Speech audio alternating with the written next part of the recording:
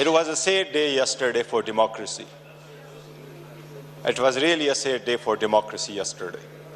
हम में से किसी एक ने भी ये तस्वुर नहीं किया था, जो आइन के वोट उठाते हैं, मुल्क के लिए जदोजहद करते हैं, कि किसी ऐसे बंदे का इंतखाब होगा, वो इमेंस पावर के ऑफिस में जाके पाकिस्तान जैसे एटमी क़ुव्वत के एटमी बटन उसके हाथ में दिया जाएगा, जिसके पास न पब्लिक मैंडेट हो और जो 4 दहाइयों से इक़्तिदार में रहे हों और वो 4 दहाइयाँ उनके इक़्तिदार के ज़ाती मुफादात की एक ज़िंदा दस्तावेज़ हो।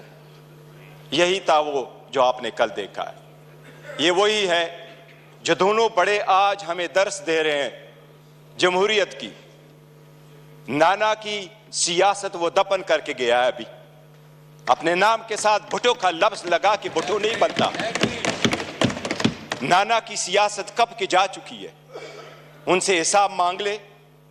वो हार कहां गए जो स्विस में पड़े थे? अपने हुकूमत की बात कर ले, उनसे पूछ ले, उनसे एक लफ्ज पूछे, उनसे एक लफ्ज पूछे। आप हुकूमत में आए, आप हुकूमत में आए, हुकूमत में आने के बाद deputy speaker, let me complete. जी deputy speaker, let them have the courage to listen. Gohar sahab, barrister साहब, अगर ओ बेटा बात सुनो, मैंने खुद आपके चेयरमैन को कई दफा दिए।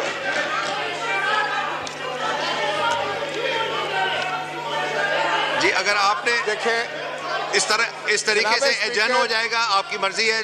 अगर आप if you choose to adjourn the house, then आप 1 सेकंड बैठे, मैं आपको कंप्लीट करने दे रहा हूं। आप देखें, आप इस तरह चेयर को डिक्टेट करेंगे तो ये कहां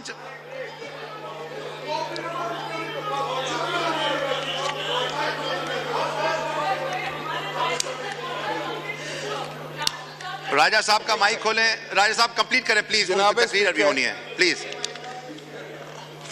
मैं सिर्फ ये गुजारिश करना चाह रहा था कि देखें, ये पार्लियामान है और नहायत ही पढ़े लिखे और कानून से वाकिफ माहिर कानून यहाँ पर तशरीफ़ फरमा है, बड़े सीनियर साथी। अगर हमने माहौल को इस तरह चलाना है तो क्या हम में से कोई भी ये समझेगा कि जिस मकसद के लिए हम आए हैं वो हम पूरा कर सकेंगे, या अपना तमाशा हम दुनिया को दिखा रहे हैं? मेरे भाई हैं सब, हम एक ही हैं, एक ही सोसाइटी के लोग हैं, हम सारे एक बरादरी के साथ ताल्लुक़ रखते हैं, हम सियासतदान हैं। तो हमें, मैं समझता हूँ कि अब काफ़ी हो चुका है, पुलों के नीचे से बहुत पानी गुजर चुका है, हमने अपना बहुत नुकसान कर लिया है। अब भी अगर आप चाहते हैं कि कुछ बचा है, जो रह गया है, उसका अगर आपने करना है कि जातियात पर हमले करके, एक दूसरे को अंगेख्त करके, एक दूसरे को प्रोवोक करके, तो फिर क्या आप ये चाहेंगे कि एक ठहरो यार, तुम्हारा लीडर भी है, सुनो मेरी बात सुनो। मैं आपको ये बताना चाहता हूँ कि अगर आप किसी के लीडर के बारे में गलत बात करेंगे तो आपके लीडर को भी कोई नहीं बख्शेगा। तो मेहरबानी फरमा के बाबा देखें, मैं चेयरमैन साहब आपसे ये गुजारिश करूंगा, आप पढ़े लिखे आदमी हैं, आप अपने इन दोस्तों को जो पहली दफा आए हैं इनको थोड़ा सा ट्रेंड करें, इनको सलीका सिखाएं, बात करने का तरीका सिखाएं। सिर्फ ये गलत बात है कि आप अटैक कर देंगे किसी पर, तो क्या इधर से फिर अटैक होगा? फिर ये कंपनी मुझे चलने वाली नजर नहीं आ रही है, सच्ची बात है। जी ऑनरेबल बैरिस्टर साहब, जी हम तो चाहते, मैं यही पॉइंट आउट कर रहा था, हमें तो दर्स देते हैं अपने गिरबानों में जाके। क्या पहली हुकूमत लेके PDM 1 जब हुकूमत आई, उसी को लेके विद इन अ मंथ नेब का कानून चेंज करवा के 50 अरब रुपए के केसेस माफ नहीं करवाए? It's a ground reality, it's a ground reality deputy speaker, it's a ground reality. क्या ये कह सकते हैं कि अगर इसको इतना ही घुमंड है जमहूरियत पे, हकूक पे, तो एक लफ्ज बताए जब हमारी औरतें जेल गई हैं एक लफ्ज उन्होंने कंडेम करके बोला है?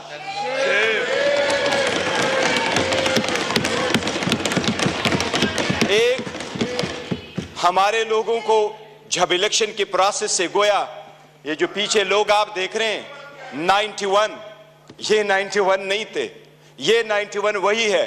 दे वर टू बिग टू रिग, इसलिए नहीं छोड़ सके थे। ये तो हमें 30 भी नहीं दे रहे थे।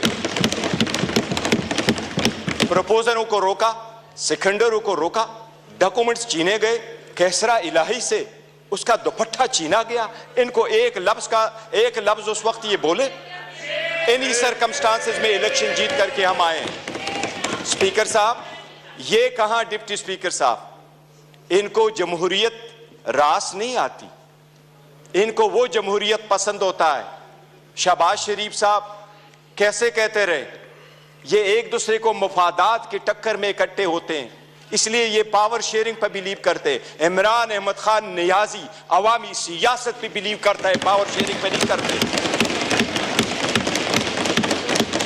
क्या शहबाज शरीफ ने मलक कयूम को फोन करके कन्विक्शन नहीं करवाई थी? कितने अदब के साथ अभी कह रहे इकट्ठे बैठ के। आज इन्होंने सारे एक डाइनिंग टेबल पे बैठने वाले लोगों में इतने ओहदे नहीं बांटे। ये इमरान खान है, जिस वक्त आपके पास डेमोक्रेसी आएगी, जिसने मोरूसी सियासत को खत्म किया, मेरे जैसा वर्कर चेयरमैन पीटीआई की हैसियत से इस वक्त खड़ा है।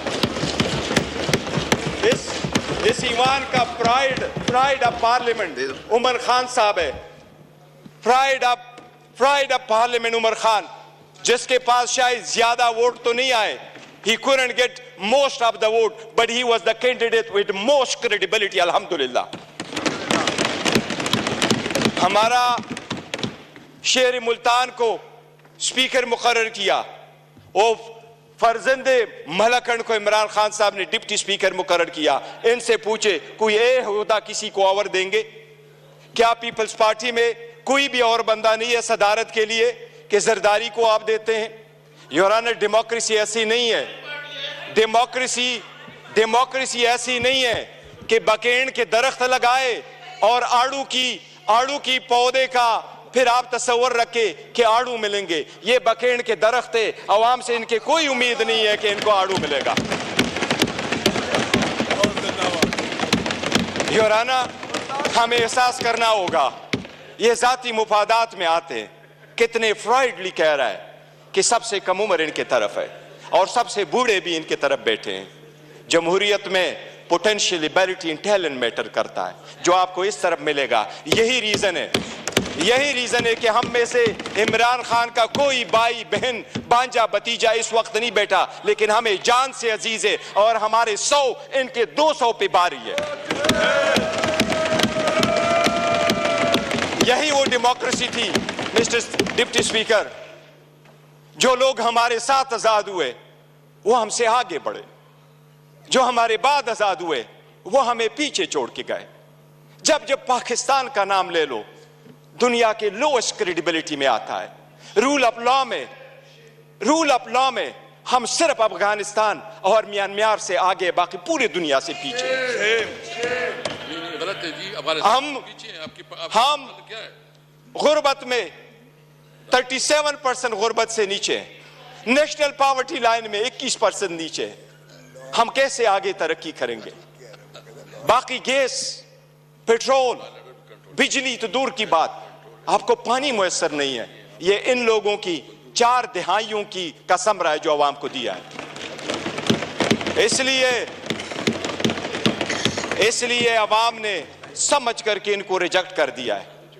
एमकेएमयू वाले वो साथ बैठे थे। मुझे हमेशा से 2 पार्टियां अदरवाइज पसंद हुआ करती थी। एक जमात इस्लामी, जिसमें फिर भी जमहूरियत है, दूसरा एमकेएम, जिसमें मुतवस्सित तबके के लोग शामिल होते थे। लेकिन इस मर्तबा वो भी टिकट लेने वालों के लाइन में लग गए और अपने वसूली की सौदाबाजी की। इनके 15 सीटें बैठ करके दिखाता हूं, 1 2 3 15 सीटें हमारी कराची में उन्होंने ली है, 2 सीट हैदराबाद में ली है। यही वो 15 सीटें जो उनको कहा क्या बेहतर होता अगर ये ओहदे के पीछे न जाते, असूल पे चढ़ते और ये छोड़ जाते, क्या फर्क पड़ता? इनके पास अब ये ना होता। जनाब स्पीकर, अगर आगे चलना है तो कुछ बेसिक वसूल पूरे दुनिया में होते हैं। पहला वसूल ये, आपके सामने वो साइफर का जिक्र कर रहा है। साइफर एक हकीकत है। इमरान खान साहब ने जिस वक्त ये उठाया है, वो लोग जो मुल्क को साजिश करा कि हुकूमत खत्म करने में, उनका ट्रायल होना चाहिए बजाय उसकी जिसकी आपने हुकूमत खत्म किया और उसको ट्रायल भी करवाया।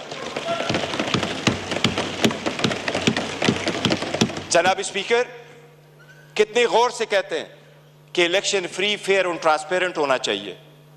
आप उस हुकूमत का हिस्सा थे डिप्टी स्पीकर। जो ही हुकूमत बनी, इनकी पीडीएम आई, सबसे पहले इलेक्ट्रॉनिक वोटिंग मशीन इन्होंने खत्म करवाई, because they knew it public के रिजेक्टेड। ये ओहदे बांटते, ये ओहदे बांटते आपस में, ये डेमोक्रेसी से दूर दूर उनका कोई ताल्लुक नहीं। स्पीकर, डिप्टी स्पीकर, अगर हमने आगे जाना है, बढ़ना है, तो उसके मिनिमम कुछ वसूल होते हैं। और मिनिमम वसूलों में यह कि एक वक्त में बहुत सता कल मायूसी जरूर हुई है कि ये तो हम मानते भी नहीं है कि ये प्राइम मिनिस्टर है, लेकिन फिर भी उस ऑफिस में निकलते हुए भी इसने हमारे वो औरतें बहनें जो जेलों में, उनकी रिलीज का कोई ऑर्डर नहीं किया था। इससे तो यूसुफ रजा गिलानी बेहतर था, जिसने पहले दौर में ये कह दिया था कि जज उसको मैं आजाद कराऊंगा। ये वही वाले लोग हैं जो उस तरफ चले गए। डिप्टी स्पीकर साहब, डेमोक्रेसी के वो उसूल जिसको लोग सुनहरी उसूल क्या कहा करते थे, ये लोग कुर्बान कर चुके हैं। ये आकर के आपको दर्स देते हैं कि हम डेमोक्रेटिक है। योराना, ये डेमोक्रेटिक नहीं है, ये मुफाद फरस्त है। इसमें कोई शक नहीं। आपने नेब के कानून में तरमीम की, आपने अपने मुफादात की पॉलिसी की, सबसे बड़ी काबीना इसने बनवाई। इंडिया का मैं एक मिसाल देता हूं डिप्टी स्पीकर। 1971 में इंडिया की आबादी थी 54 करोड़, आज इंडिया की आबादी है 140 करोड़। 71 में इंडिया की लोकसभा की यानी नेशनल असेंबली की सीटें 528 थी, आज भी इंडिया में लोकसभा की सीटें 528 है। जो सीटें मुख्तस थी 54 करोड़ लोगों के लिए, इंडिया ने कहा हमने ओहदे नहीं बांटे, सीटें नहीं बांटी, हमने अपना पैसा बचाना है, आवाम का पैसा बचाना है। आज भी 140 करोड़ उसी सीटों पे बैठे।